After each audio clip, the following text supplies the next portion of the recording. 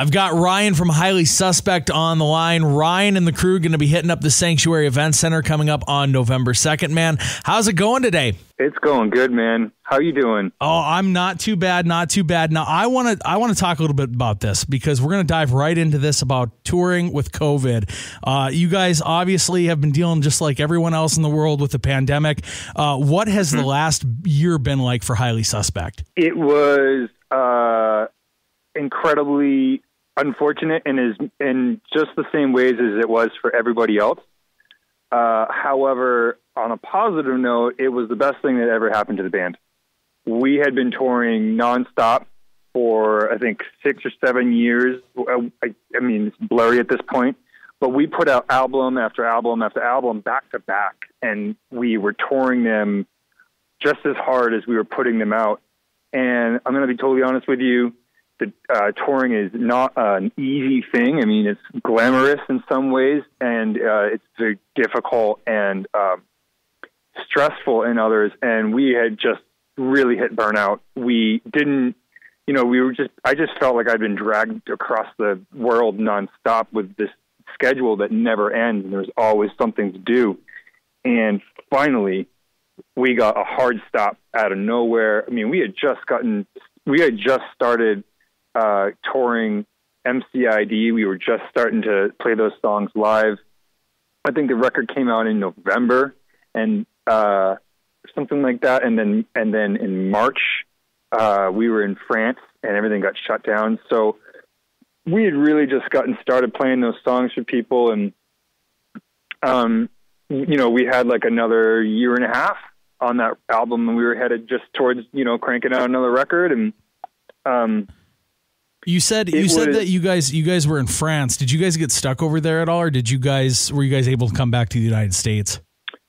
We actually, COVID chased us around Europe for a couple of weeks. It started when we were in France, we were in Switzerland, I believe. We were the last show in Prague. They tried to shut down the venue, and this is like before anyone knew anything about COVID. The venue got shut down, and we were like, screw that, and we found a private, smaller venue. It was actually a really cool, like, little nightclub, and we put on a show there for, I think, like half the size of the other venue, and it was really fun. And then the police found out about it, and we got in a little bit of trouble, and we ran over to France, and the venue in Paris told us that they were going to stay open no matter what, and we were like, sick, okay, cool. So we parked the bus outside of Paris. Day of the show, venue calls, show's off. So, and then we were trying to make our way over to Germany to try to like play some of the shows we hadn't booked in Germany. We're like in the middle of nowhere in France. Germany calls, shows are off. And then same time, President gets on the horn and he goes, everybody get home in 24 hours. We're closing the borders. And it was like mayhem. The airports were just slammed. We were like, what are we going to do? And we're like, we were literally like, stranded because the bus driver can only drive for so long, union rules, Yep. You can't be getting in trouble there.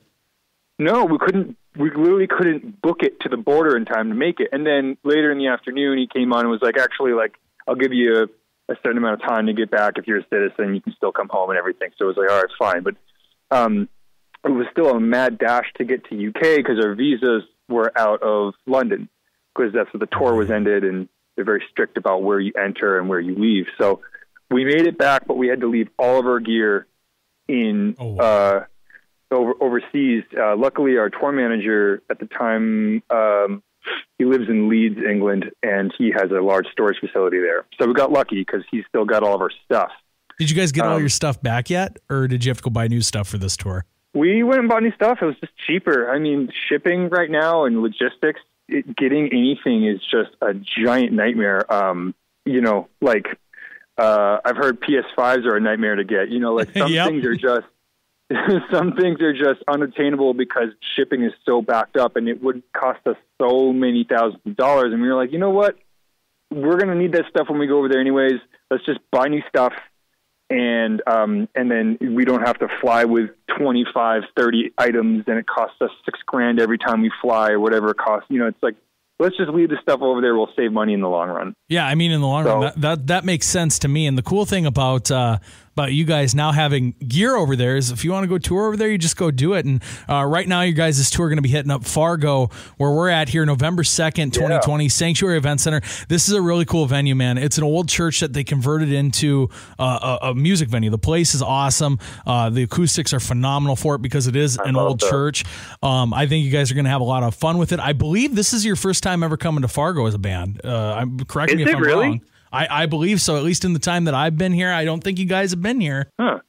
Okay. Well, that's exciting. I think it's going to be a good time, unless you guys came and did a show that I didn't know about, and there's a good possibility. My memory isn't what it used to be, but we're excited. Like I said, I was been touring for a long time too, so it might be blurry for me also. Might be blurry. You know, maybe years ago when you guys first got started, you rolled through here, but this is definitely your first time headlining, I do believe. That being said, I want to know, like, when you're out on tour doing these shows, what's your favorite song to perform that you guys have? Ooh, well, that's all based off the crowd. I mean, really? If you play if you play in a song that the crowd loves and that love hits you on stage, it could be a song that the night before I was just like, when is this going to end? Because I've played it. Like, I've played Lydia 10,000 times at this point. And sometimes it's like, well, I'm just going through the motions. I know people want to hear it. They pay good money for it. So I'm going to give them a show. I'm going to give them Lydia. But, like, do I want to play Lydia? Not necessarily. But, you know, if the people are, like, really excited about it, then that's just the little boost I need, and all of a sudden I love playing Lydia again. You know, there is one thing to say. There are, you know, some of those classic rock artists that are coming out, not playing their hits, just playing kind of the deep cuts, their favorite songs. There is something to say from a music fan perspective. It's like, you know, you still want to hear those songs. Even if you've heard them many times before, you want to hear them. Foo Fighters still plays Everlong, and it's the #1 hit on Spotify. They put out how many records? Yeah, since Everlong came out? That would be like going to an AC/DC show and not hearing Thunderstruck or like Highway to Hell. You know, it just doesn't make sense to me why some of the artists do that. It's good to hear, though, at least you get that crowd reaction. And that's the thing, as an artist, that kind of goes to this question. I normally ask it later, but since you kind of led into it, you guys get a little bit different view when you're on stage. And I always ask everyone that I interview this question because you see some crazy stuff, and you can only usually see, depending on the venue, a couple of the first rows. What's the craziest thing that you've ever seen from stage? Yeah. Well, there was a phase in Highly Suspect's career where we threw cake at the audience. And it abruptly ended. I forget where it was. There was our guitar tech, Spike. He always does the cake throwing. We would request in our rider, we need a birthday cake. And so we would get a birthday cake. It would say happy birthday, and we'd have like something funny written on it or whatever. And, you know, you got to do these things to, like, you know, keep some consistency in your life or whatever. And so Spike comes out on stage and with the cake in hand, and something slips when he goes to throw it. Normally he shot puts this cake. Spike's a big dude. He shot puts this cake, you know, 50 yards out into the audience. It goes flying out, and it separates into little bits and pieces. And it doesn't, like, it kind of like makes a mess, but it's spread everywhere, and people love it. And then they try to catch the cake and eat the cake. Anyways, something slips when Spike's throwing it. His hand slips, the bottom of it or something like that. And he basically just, like, dunks this full-size birthday cake into this, like, 50-year-old woman's face.